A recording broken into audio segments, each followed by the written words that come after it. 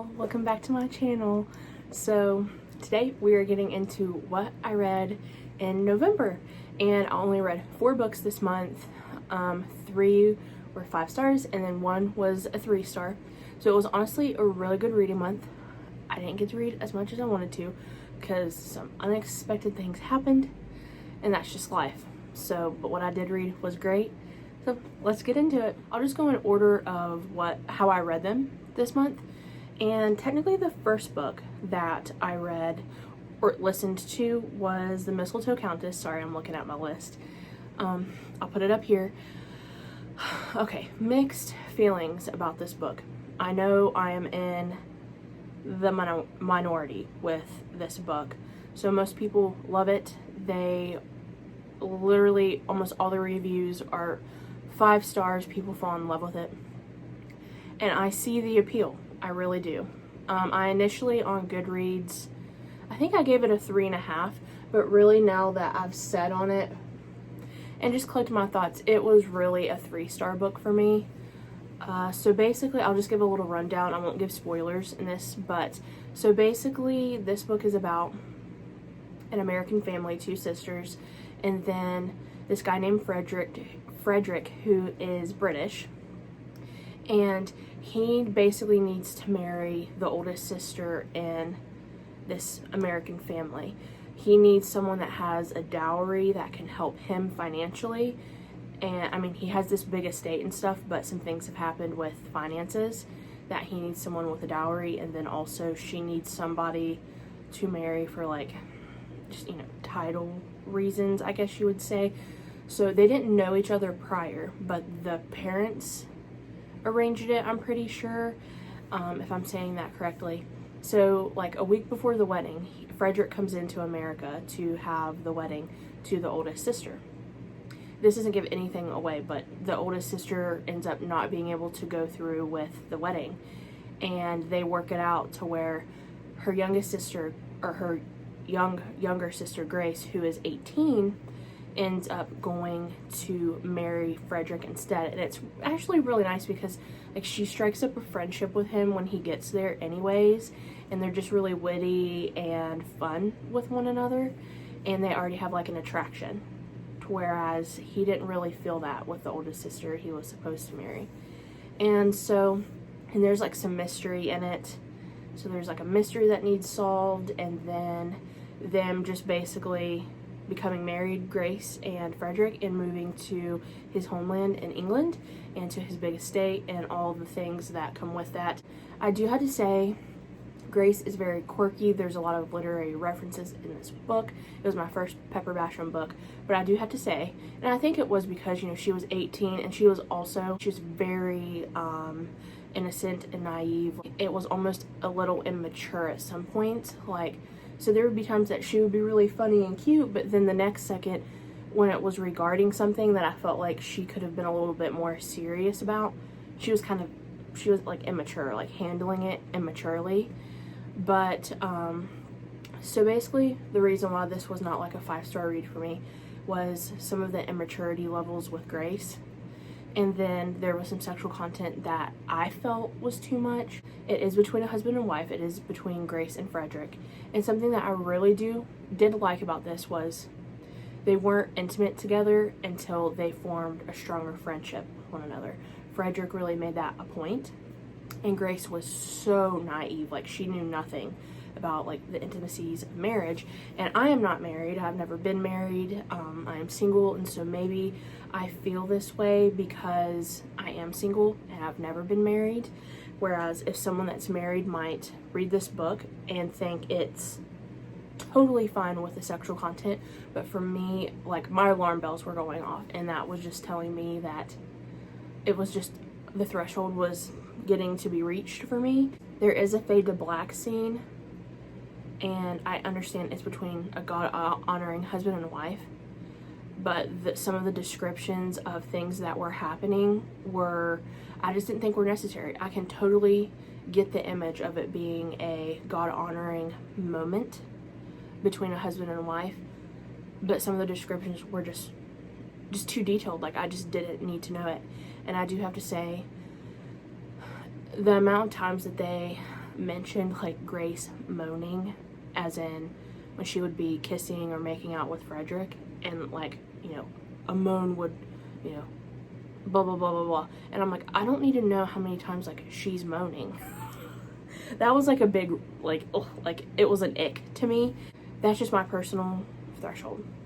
For some people, the fact that it's a God-honoring marriage and moment, and that's wonderful, and I love that. But I just didn't think some of the descriptions were necessary, and that's just my big thing about it. Because my alarm bells were going off, and I'm like, oh, like this is getting there, and so yeah. And then my only other quirk was that, which this didn't, you know, take the rating down for me, but it's labeled as like, you know, a Christmas book, and it is around Christmas time, and it is like very wintry, but I wouldn't label it a Christmas read because I really didn't get Christmas vibes. I got more just wintry vibes instead of Christmas vibes. I was just expecting more Christmas in it, and there wasn't. So nothing against Pepper. It's my first book by her. I want to read Authentically Izzy by her. I'm really, really excited to read that one. And there's another one because of Amanda, and then another one because of Amanda, Book Lover Amanda, is Laurel's Dream by her. So I'm not just basing this one not so great read for me on Pepper. I want to explore her other books and give it a chance. So her, you know, writing was very descriptive and fun, and I did like that. So just my personal preference, 3-star read. If you loved it, I truly mean no offense. It was just my personal convictions cutting up to that threshold a little too much for me, but that's totally fine. The next book that I read, I also read it and I listened to it. I really like to do that, especially if I end up loving a story. I'll read it and then I'll go and listen to the audiobook, especially if I like the narrator, and that's what I did. So I read Anne of Green Gables for the very first time, and let me tell you, I fell in love. I did not think I was going to like succumb to the hype of Anne of Green Gables, just because certain things that are really, really hyped, sometimes I don't love it as much as other people, and then there's things like other books that I'm with the hype and I agree, but for some reason, I was just a little apprehensive going into it, and I just needed something that was a little lighter and just not a heavy read, because I had just finished the first day of November, A Voice in the Wind, but I include that in my October wrap-up because I read most of the book in October, and that was really heavy. And I had started reading An Echo in the Darkness, which I'm loving it, but I did stop reading it for the time being because I had the buddy read with Pepper's book, and then just some things were coming up and I couldn't give my full attention to a book, like to just sit down and give my full attention to a book for several hours at a time, and that's what I want to do with An Echo in the Darkness. So I stopped reading it for now because I'm hoping some things will slow down. I have some time off this month before Christmas, and I'm hoping to get a lot of reading in this month because it's the month of buddy reads for me. So not that I wasn't liking it, because I'm loving it. I want to be able to give it my attention like it deserves. So I wanted to go into something a little lighter. I was like, you know what, let's just go for Anne of Green Gables. Brooke at Pages of Blessings, she had actually mentioned that Rachel McAdams has done one of the audiobooks for Anne of Green Gables, and I love Rachel McAdams. Like, The Notebook, iconic. Y'all might judge me for that.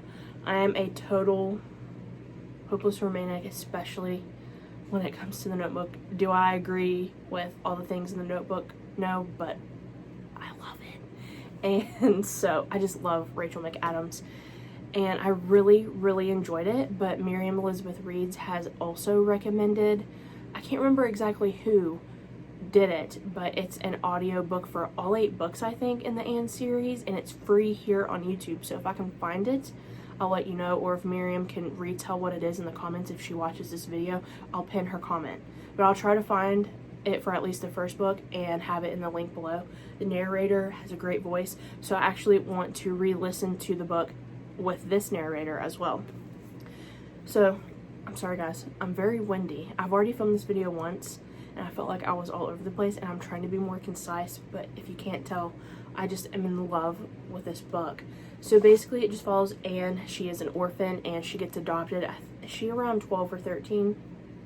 Maybe she's 11, something like that. The book goes over a couple years, so I can't fully remember what starting age she's at when she gets adopted, but she gets adopted to Matthew and Marilla, and they're siblings. They're in their older years, but neither one are married, but they live in the same place at Green Gables, and they end up adopting Anne, and Anne is she's quirky, she's fun, she's exuberant about life. There was so many quotes that I loved from this book, and I did a pretty good in-depth review on Anne of Green Gables on my bookstagram and Goodreads, and I left some quotes that really stuck with me. And she's so full of life, but when things get hard, she's also very real with her feelings and how she feels sad or distraught or anxious. But I just loved this book. It just opened my eyes to all the little joys in life that brought Anne so much happiness, and how there's truly joy all around us in the little things that make up the big things for us if we take the time to look at them. And I love her creativity and imagination. I said in my review that reading this book, and it was the first time I'd read it, it was literally like seeing an old friend or coming back home, that comfort. And I was just so comforted by this book. It felt like an old friend, a big warm hug. And not a lot of books truly give me that actual comfort feeling. Like Harry Potter does that for me. Robin Jones Gunn, Christy Miller series does that for me. And so does Anne. But it's rare that it happens like on the first read of it. And it did. 5 stars. I cannot wait to read more. My mom got me the full Anne set, and so I can't wait to read Anne of Avonlea. I'm thinking about doing a reading challenge, I guess, in the new year. Maybe reading like one Anne of Green Gables book in the series until I finish it, so like one a month. So when January hits, maybe I can like reread or listen to this with the audio that is free on YouTube that Miriam mentioned, and then in February read the second book, and then March read the third book, and so on and so forth. So if you all would be interested in that, let me know below. Amazing, amazing. I think all of us can relate to Anne in one form or fashion, and I think we all have a piece of Anne within us, and that might just be looking at ourselves, and it might be looking at the trees on the side of the road, or the flower fields that we see, or in the relationships that we have. And I truly loved so many of the characters. Like, I loved Anne, I loved Diana, who was one of her friends, I loved Matthew and Marilla. Like, the way that Matthew had such a soft spot for her, and then the way that Marilla and her and Anne's relationship developed was so beautiful to me, and I just loved it. And it's a light read. There are some like sad bits, but it's not like, oh my gosh, this is heavy, you know. Loved it. 5 star.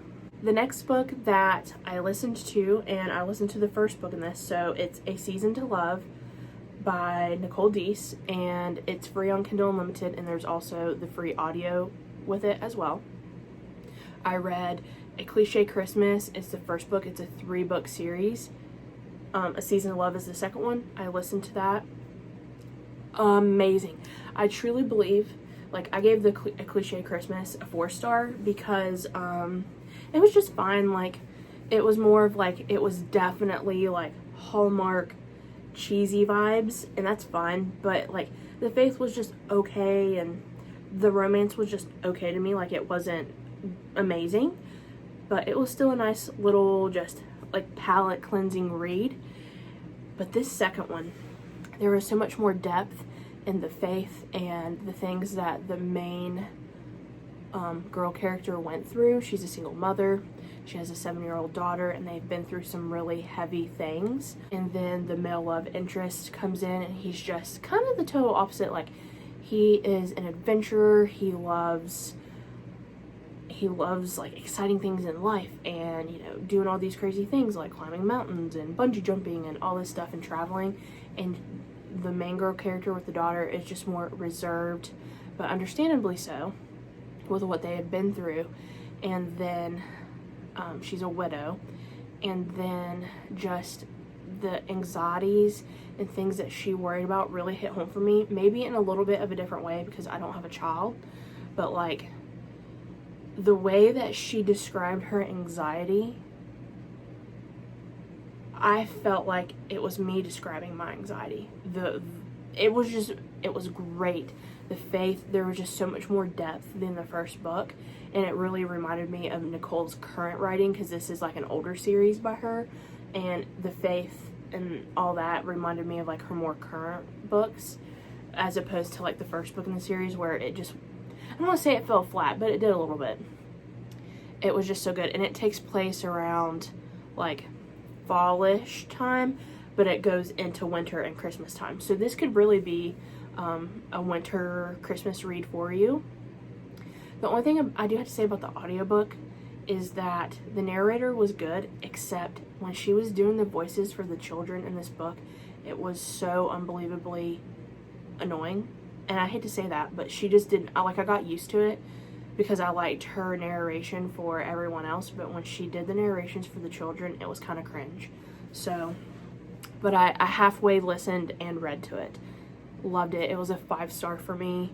I know Sheena has read the first book, and it was just, it was, I think she kind of felt the same way as me, but the second book, it really did blow me away. It might not be that way for some people, but it really touched in on my fears and anxieties, and I really related to the main character. And then the last book that I read this month, and I don't own a physical copy, but it's A Seaside Wonder by Melissa Tagg, and if you've been here, you know this is the first book in the series. It's the Mer Harbor family series. There's going to be 3 books total. She's currently writing the 3rd one.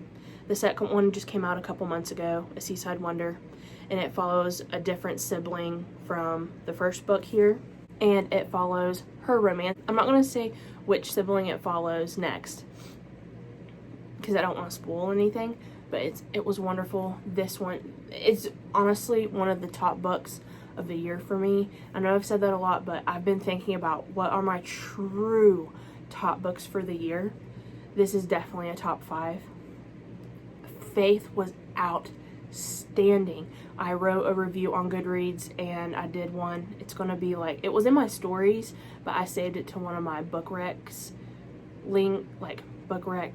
thing, like story tab on my profile, so you can still go back and look at it. The emotions that this book made me feel, I personally haven't gone through specifically what those characters went through in this book, but the faith, like, I'm literally getting emotional thinking about it. I finished it on December 1st, and again, it was kind of like a voice in the wind. I read most of it in November. I have less than 80 pages left on December 1st, so, and it's the 3rd or 4th right now. It's Saturday, and I just, phenomenal. The romance, swoony, but the faith, and I don't know how she's gonna top this. And I did a buddy read with it with Susan from Instagram, and a sweet friend and subscriber. She's so sweet. I love Susan. And I asked her to buddy read it with me, and then me and Bethany Brings Books, we had buddy read the first book, and we're like, hey, let's buddy read the second one because we love the first one. And I was like, no one's gonna top Neil in the first book. Like, I really loved Neil, but the main guy character in this, like, I love him. And not just because he's swoony, but just his thoughtfulness, the way he cares for people in his life, the anxieties that he has dealt with and gone through, and what the main girl has gone through.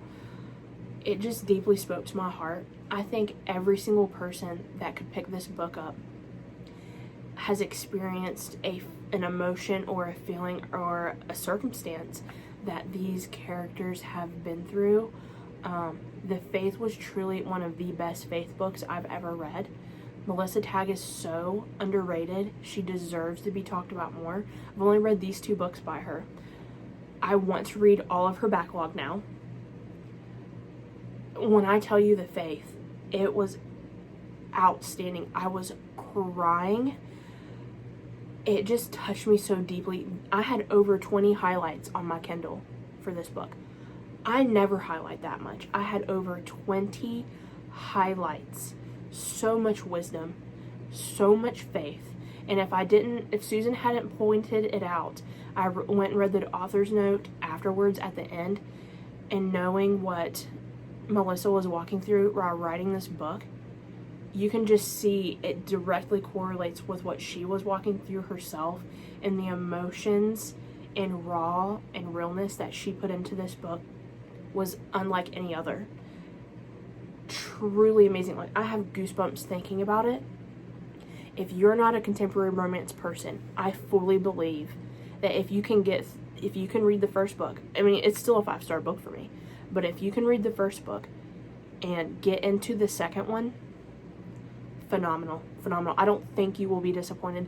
If I could recommend any contemporary romance to somebody, I think this might be my recommendation, is A Seaside Wonder. I loved it. I absolutely loved it. I might even do a full video on the series once the third book comes out, just so I can talk in depth of how much it touched me. But my review is spoiler free on Bookstagram and Goodreads, but I really tapped into how it really made me feel. And I get really emotional and sometimes personal about these books, but that's how they make me feel. And I think a big thing about reading and why we love to read is the feelings and emotions that reading can evoke in these stories and these characters. And that's what this book did for me. Amazing. Please, please, please check it out. You will not regret it. So guys, that is all that I read this month. I'm so excited to jump into December. I'm going to film shortly my December TBR. I'm really excited. It's the month of buddy reads for me, and I'm just really excited to get into it. I have a good feeling about this month and for reading. Hopefully no more crises occur with my life, and that I'm able to have more time to read and truly just relax, because I need it. And I love nothing more than coming on here and doing these wrap-up videos and doing the TBR videos. They're my favorite ones to film, favorite ones to watch too for others. And I love talking about books and Jesus and faith and everything in between. I love y'all so much. Also, I kind of wanted to shout it out. I learned how to crochet a scrunchie this month. If you follow me on Bookstagram, you would know that I have been posting it. It's kind of wonky right now, but look how cute this is, the velvet scrunchie. This was the first one I did, so it's a little wonky. But oh, I love it. So anyways, that was random. I love y'all so much. Thank y'all so much for being here. I truly love each and every one of you. I'm so thankful God has given me this community. I've needed it more than you all will ever know, and I'm so thankful. I'll see you guys in the next video. Bye.